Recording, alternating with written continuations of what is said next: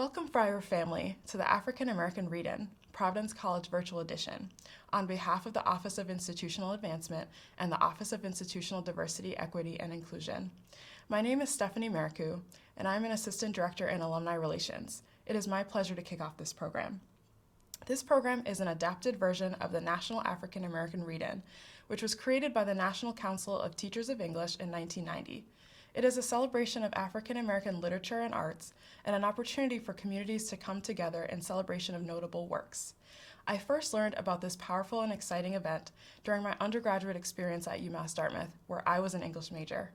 Now, as a member of the Friar family, I'm happy to work with our partners in diversity, equity, and inclusion to bring an adapted version as part of our Friar Ties series in celebration of Black History Month.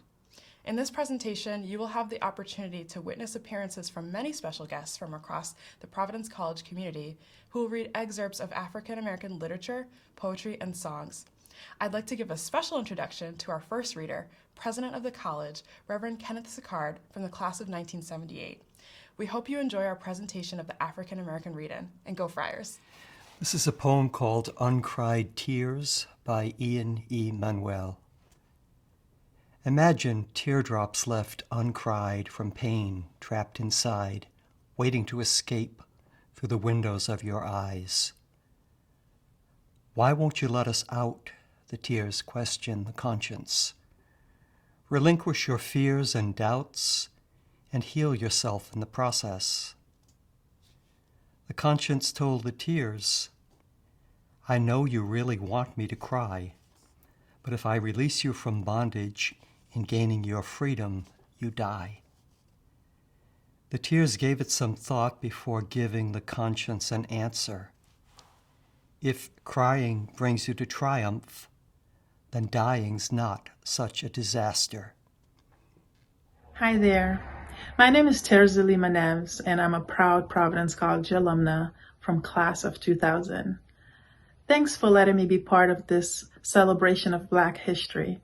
I'm really excited to be participating in this read-in, and today I wanted to reflect on Black families, Black love, and with that I wanted to read a poem by one of my favorite Cape Verdean American authors, Lucy Coutinho. And this is her new book. It's called A Book of Prose and Sand and Sea. And in this book, she writes a poem called Vovô, which means a grandmother.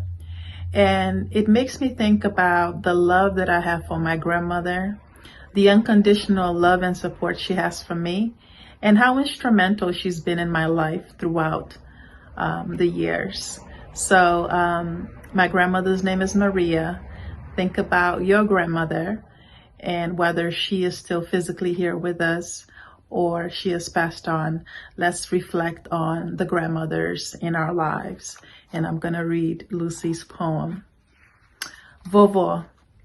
With her heart wide open, her world exemplified the ocean of love that resided inside. A pillar of strength, yet delicate and soft to the touch. It was in her eyes, glistening with light. She uttered words of encouragement. Enveloped in her arms of protection, she kept us all safe from harm. She made her presence count. Her legacy of love echoes on. Thanks for listening.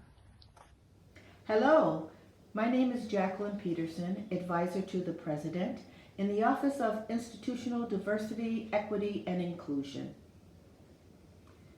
Lift every voice and sing.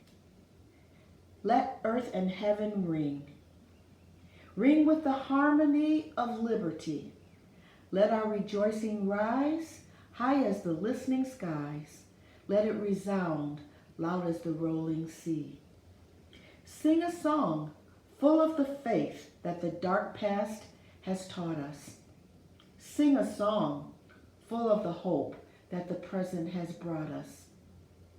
Facing the rising sun of a new day begun, let us march on till victory is won. This is the first verse of the iconic hymn, Lift Every Voice and Sing, which was originally a poem written by James Weldon Johnson for Booker T. Washington in honor of him. Later in 1905, the lyrics were set to music composed by Walden's brother, John Rosamond Johnson. And the first performance of Lift Every Voice and Sing was performed by a 500-member children's choir. The hymn so resonated with African Americans for generations, as it tells the story of the struggles of African American people. It helped African Americans to embrace the painful past and hope for victory in a new day. It became such a rallying call that spoke to pride and unity.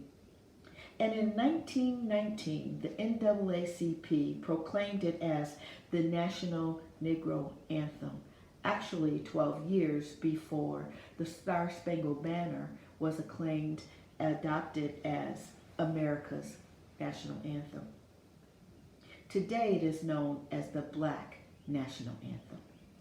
While the first verse speaks to the many obstacles that African Americans have historically faced, the second rings out the expressions of the resilience, the strength, and the hopeful spirit of African Americans for the journey toward freedom. Unwavering faith in God and religion as the main anchors in African American communities provided the will and energy necessary to continue the fight for justice. And the final verse of the hymn captures this.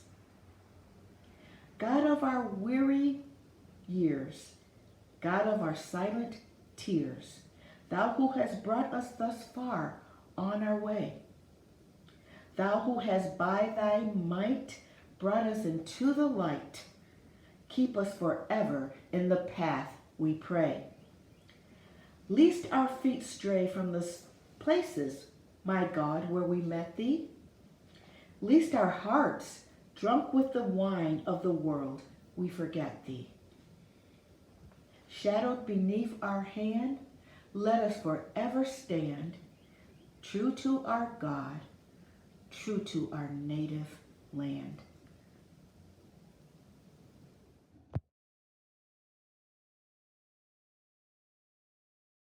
Ladies and gentlemen, welcome to Motherland's Homecoming 2019.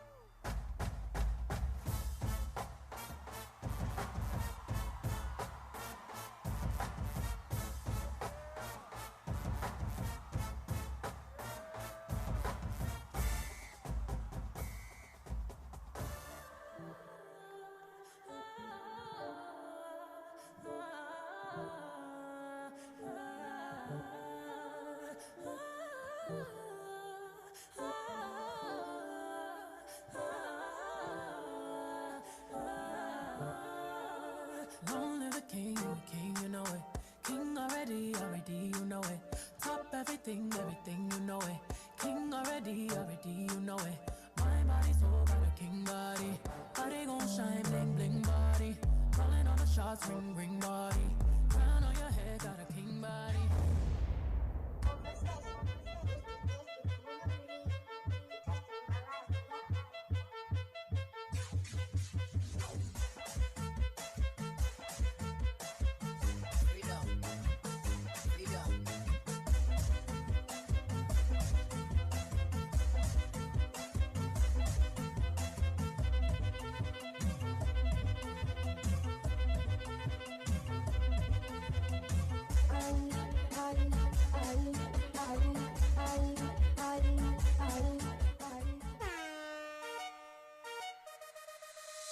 Não faz isso, bela, bela. Não faz isso, bela, bela. Não faz isso, bela, bela. Não faz isso, bela, bela. Não faz isso, bela, bela. Não faz isso, bela, não faz isso, bela. Não faz isso,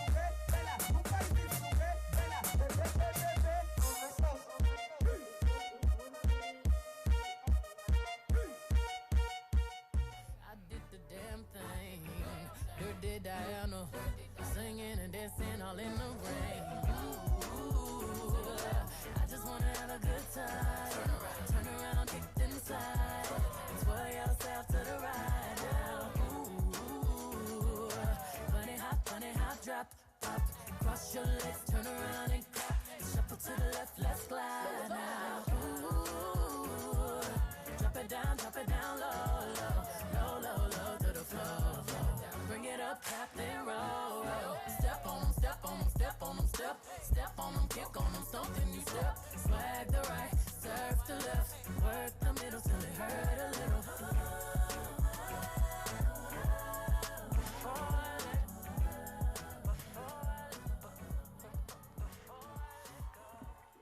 Hi, my name is Remy Otunji. I'm a junior here on Providence College's men's soccer team. I'm also the DI liaison for SAC, as well as the chair of the DEI subcommittee. I'll be reading Still I Rise by Maya Angelou. You may write me down in history with your bitter, twisted lies. You may trod me in the very dirt, but still like dust, I'll rise. Does my sassiness upset you? Why are you beset with gloom? Because I walk like I've got oil wells pumping in my living room. Just like moons and like suns with the certainty of tides, just like hopes of spring high, still I rise. Did you want to see me broken, bowed head and lowered eyes, shoulders falling down like teardrops, weakened by my soulful cries? Does my haughtiness offend you? Don't you take it awful hard? Cause I lack like I got gold mines digging in my own backyard. You may shoot me with your words, you may cut me with your eyes. You may kill me with your hatefulness, but still like air, I'll rise. Does my sexiness upset you? Does it come as a surprise that I dance like I've got diamonds at the meeting of my thighs? Out of the huts of history's shame, I rise. Up from a past that's rooted in pain, I rise. I'm a black ocean leaping and wide. Welling and swelling, I bear in the tide. Leaving behind nights of terror and fear, I rise. Into daybreak that's wondrously clear, I rise. Bringing the gifts that my ancestors gave, I'm a dream and hope of a slave. I rise, I rise, I rise. The message behind this poem is in the title, Still I Rise. The poem is about self-respect, confidence, and resilience. I think the message of the poem is important and is something to carry into everyday life, and all aspects of everyday life, truthfully. No matter what challenges or adversity you face, you must rise when life knocks you down. And as much as we hate to admit it, it does happen, you rise. So today I'll be reading very quickly from a short excerpt from an essay by James Baldwin, one of the foremost African American essayists and novelists, who wrote a lot about race. It's an essay called Stranger in the Village, and it's from his collection of essays published in 1955, titled Notes of a Native Son. From all available evidence, no black man had ever set foot in this tiny Swiss village before I came. I was told before arriving that I'll probably be a sight for the village. I took this to mean that people of my complexion were rarely seen in Switzerland, and also that city people are always something of a sight outside of the city. It did not occur to me, possibly because I'm an American, that there could be people anywhere who had never seen a Negro. It is a fact that cannot be explained on the basis of the inaccessibility of the village. This village is very high, but it's only 4 hours from Milan and 3 hours from Lausanne. It is true that it's virtually unknown. Few people making plans for a holiday would elect to come here. On the other hand, the villagers are able, presumably, to come and go as they please, which they do, to another town at the foot of the mountain, with a population of approximately 5,000. The nearest place to see a movie or go to the bank. In the village, there is no movie house, no bank, No library, no theater, very few radios, one jeep, one station wagon, and at the moment one typewriter, mine, an invention which the woman next door to me here had never seen. There are about 600 people living here, all Catholic. I conclude that this from the fact that the Catholic Church is open all year round, whereas the Protestant chapel, set off on a hill a little removed from the village, is open only in the summertime when the tourists arrive. There are 4 or 5 hotels, all closed now, and 4 or 5 bistros, of which, however, only 2 do any business during the winter. These 2 do not do a great deal, for the life in the village seems to end around 9 or 10 during the winter. There are a few stores, butcher, baker, a hardware store, and a money changer who cannot change travelers' checks but send them down to the bank, an operation which takes 2 or 3 days. There is something called the ballet house, closed in the winter and used for God knows what, certainly not ballet during the summer. There seems to be only one schoolhouse in the village, and this for quite the young children. I suppose this to mean that the older brothers and sisters at some point descend from these mountains in order to complete their education, possibly again to the town just below. This landscape is absolutely forbidding. Mountains towering on all 4 sides, ice and snow as far as the eye can reach. In this white wilderness, men and women and children move all day, carrying washing wood, buckets of milk or water, sometimes skiing on Sunday afternoons. All week long, boys and young men are to be seen shoveling snow off the rooftops or dragging wood down from the forest in the shades. The village's only real attraction, which explains the tourist season, is the hot spring.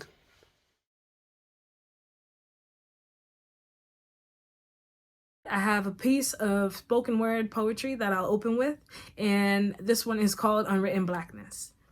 It speaks for itself. It's like they want me to forget about my history, as if my ancestors selling their souls to the white man is something to be forgotten. I know my history practically went unwritten, but I still hear the screams of black children having been worked, lynched, and tormented underneath the hands of a new devil. My history dates back to when the gates of hell swung open with a welcome mat greeting reading, "Welcome to the land of white supremacy," where it'll be on your slaving backs that this country actually becomes worth remembering. Fast forward and it's now 2020. I still have people questioning my humanity. I'm still struggling to communicate that my blackness is not an atrocity. My skin shouldn't be a warning label. My blackness has forced me to become a rebel. But my blackness is a shade too rich, too bold, and too unapologetically unafraid. Don't you see what's happening? I am the remaining bits of hundreds of years of history that's been squished into 1 month annually. I am the extended arm of my ancestors who are still reaching for Martin Luther's dream. I am one individual among hundreds leaving a mark in Black history. I am the new Rosa Parks boycotting for my rights in the 21st century because yes, all lives matter, but too many of my Black brothers and sisters have fallen victim to an unjust killing spree. I am the resurrected Malcolm X. Still fighting for people to acknowledge my intelligence before they see the color that excludes me from the we that we uphold in this country's constitution. I am the Black child of my parents becoming puppets of today's slavery as they work to pay my tuition. For education is key, they tell me. Education is the key. Education is what taught me to speak. Education is what sets me free. Education is what allows me to think independently. Education is why I'm still breathing. Education is what exposed the truth about my ancestry. It is because I have been educated about my past and educated enough to create my future that I am able to advocate for myself and my ancestry. Therefore, trust me. I will no longer let my blackness go unwritten in history.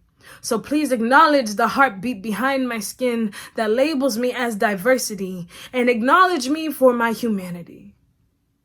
I am fighting to rewrite the history of my ancestors who never had the chance to hold the key. I'm Father Thomas Moore Garrett, and I want to read an excerpt from Martin Luther King Jr.'s letter from a Birmingham jail. his 1963 response to criticism he faced over violating certain laws that restricted public protest. In this piece, King cites a famous friar, St. Thomas Aquinas, for his distinction between laws that reflect true justice and those acts of legislators that are mere counterfeit attempts at creating laws.